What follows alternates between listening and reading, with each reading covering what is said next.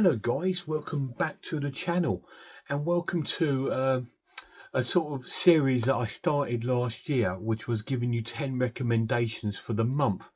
I did it like up to November, but then obviously December and January got busy with Christmas period and things like that, and I haven't had a chance to do it. I'm just going to lower this down slightly, guys. I'm a little bit too high there. Let's just put that back there a bit. There we go.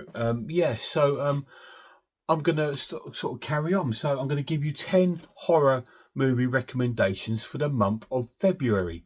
So we're not going to waste too much time. We're going to get into it. And these are 10 films that I recommend you to seek out and watch over the month of February. We'll start off with a film with Ethan Hawke on it called Black Phone. You may have already seen this one. It's not long had a sequel, which I will, it might already be out, it might not, but I will be reviewing on my channel. I did see it last year and I loved it, and it was in my top 10 favourite horror movies of 2025. Now, this is the 2023, I'm going to say, probably film, and it's really, really cool. It's about this sort of child kidnapper, and it's a really, really cool and eerie and scary sort of film. Really enjoyed it, and I highly recommend you seeing it. Ethan Hawke plays this really creepy guy. Black Phone, really cool. Right, next up is an American giallo film, and it stars Natalie Portman, and it's called Black Swan. Really cool film. If you love films like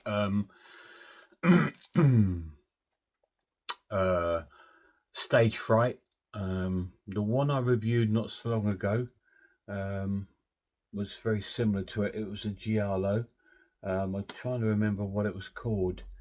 Oh, God, bloody, it's mistaken me now. But I watched a giallo not so long ago, and it's very, very similar to this as well.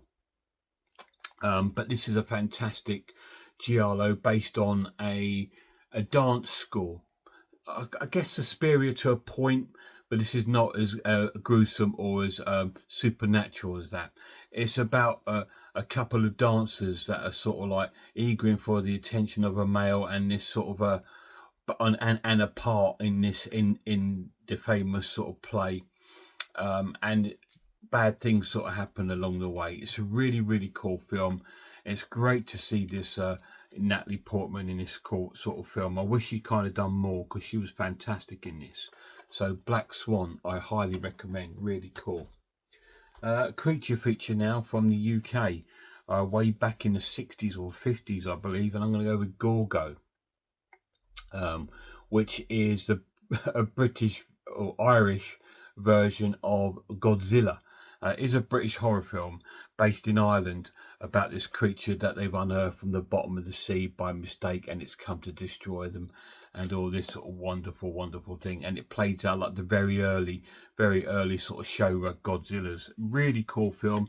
This is a really nice edition. I believe it is still available, and it is numbered and limited. It does come with like art cards, a comic book, and the film in 4K, which is really cool. It's a great film, Gorgo. It's a great popcorn movie for a Friday night when you've worked hard all night and you sit down with some popcorn and a nice drink with your family even, and you can enjoy Gorgo. Really cool. Next up is a British folk horror, which I absolutely adore, and it's called Kill List.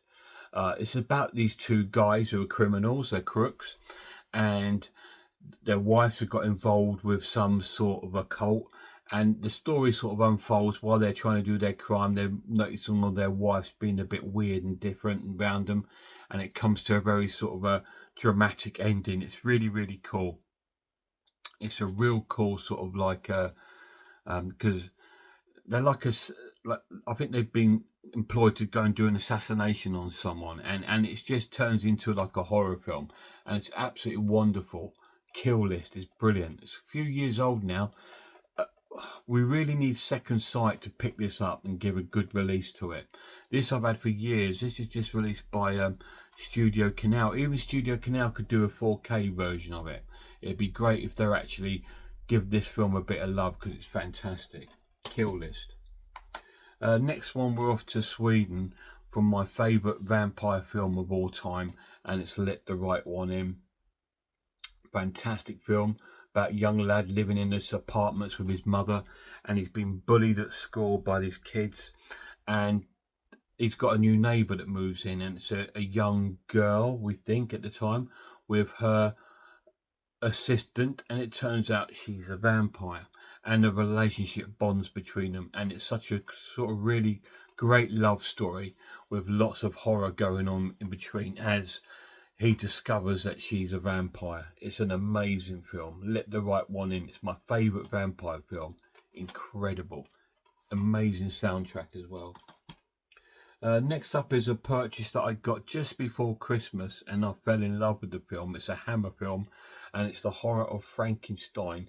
I dismissed this because I saw it years ago, and I thought I must have just watched it on TV, so it was probably quite blurry and really poor. But since I've had the 4K, I've fallen in love with this film. It's amazing. It's really, really cool, and the 4K restoration just gives it a whole new lease of life because it looks stunning. It looks better than the Hammer releases, than any of them. It looks better. It's incredible. It stars Ralph Bates as Victor Frankenstein, and we go over the same kind of story as Frankenstein. Really, really cool though. Fantastic watch. Highly recommend you picking this up if you can. Not sure if it's out of print. I believe Scars of Dracula is gone. This one you might still be able to pick up somewhere, or you might be able to get it second hand, but prices may vary. Just warn you. But really cool. But this did have a Blu-ray release years ago from Studio Canal, so you might be able to pick that up. The Horrors of Frankenstein. So it's worth picking that up if you can. If you can't get this, so that's really cool.